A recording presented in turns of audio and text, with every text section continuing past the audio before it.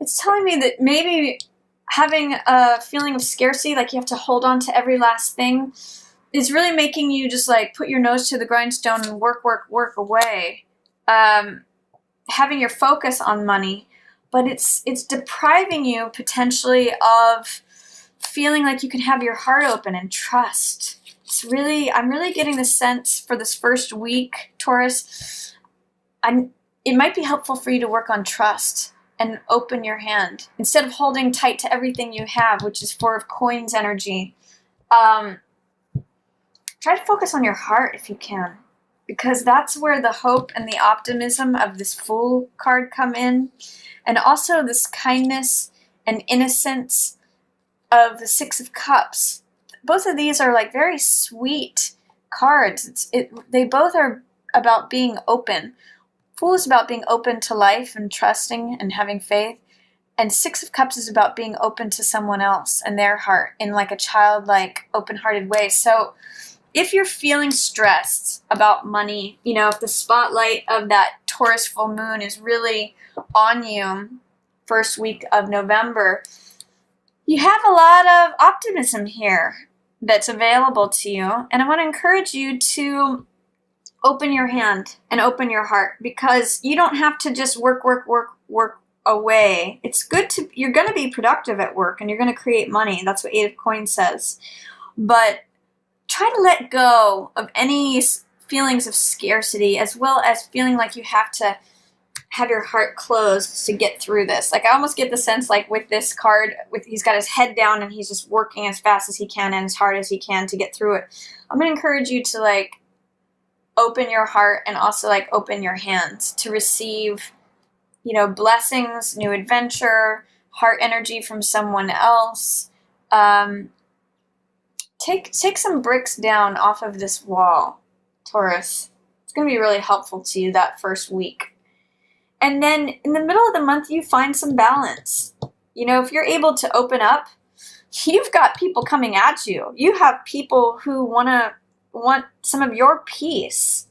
And temperance means finding the middle of the road, finding moderation. And that's very attractive, Taurus. That's why this Knight of Wands and this Knight of Cups, they're coming at you.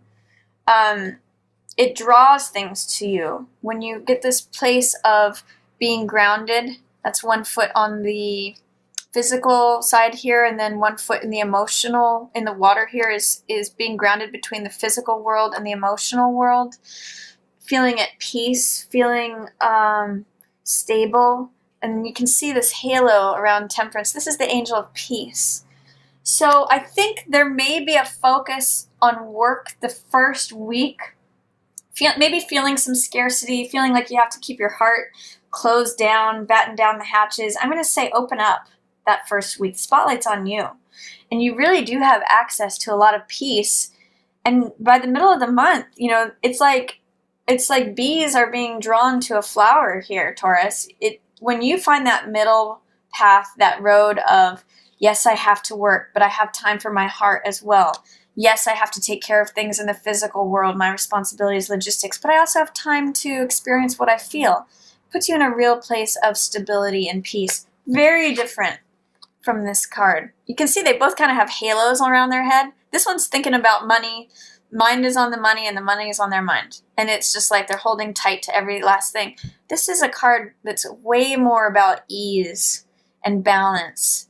And it's not as tight and restricted as this card. It's open. And therefore, that's why peace is coming about. And there's this nice balance and serenity coming in. So that's an opportunity that you have if you're feeling this towards the beginning of November, Taurus. I really see you arriving at this middle of the month. And people are like coming towards you. The Knight of Fire, the Knight of Cups. This person wants to do things with you. This person wants to give their heart to you. I see you in a good place, middle of the month. There's one thing that you may want to consider also at the middle of the month is you have Magician in reverse. And this is about your own personal power, creativity, ability to affect the changes that you want to see. This is the I Am card, Magician. It's abracadabra, which means whatever I say, I create.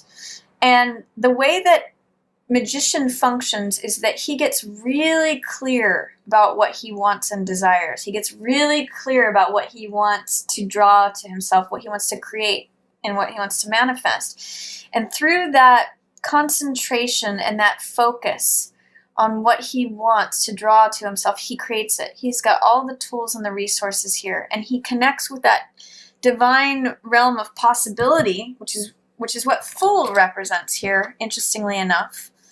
Fool represents potential energy. That's why it's 0. And Magician represents the one thing that you choose, the one thing that you're focused on, and therefore he's able to draw it from that potential world into the real world, into the mundane world, to the physical world that we live in. So, with both of these in reverse, you may be doubting your ability to take from all the possibilities of what exists and bring them to yourself. But you do have that capability. Magician is showing up here for you. So I'm going to say, see what you can do in the middle of the month. Once you arrive at this peace from having opened up from any feelings of scarcity or just having to like stay closed and open up, you know, it opens up greater possibilities for you, greater powers, greater capabilities. You just have to believe it. And this is saying you don't necessarily believe that you can create this magic, that you can draw these things to you, but you can, Taurus. It's just it's a matter of you acknowledging that you have this capability. And then towards the end of the month, I see, you know, the Sun is one of the most positive cards in the deck. And this means, again, feeling integrated, feeling balanced. And this is joy. This is about feeling like the sun is shining on you. It's feeling carefree. It's feeling like the world has got your back, that the sun is on you. And actually, it's kind of echoing this full moon in Taurus in your first house of self and identity, because really, when a full moon shines upon us, and it is in your first house, it's really the reflected light of the sun. And so, if at the beginning of the month the spotlight has been on you, working away, this is actually like the direct light of the sun. And this is like coming into the sun, having the sun's rays warm your skin, and just being joyful and laughing and feeling integrated, feeling whole. It's a nice balance. You know, for some of you, it may be relationship. Because you've got that new moon in your 7th house on November 18th. So that could really be showing up. And you may just be basking in the glow of a new relationship or a renewed relationship with all this depth of feeling that's coming up.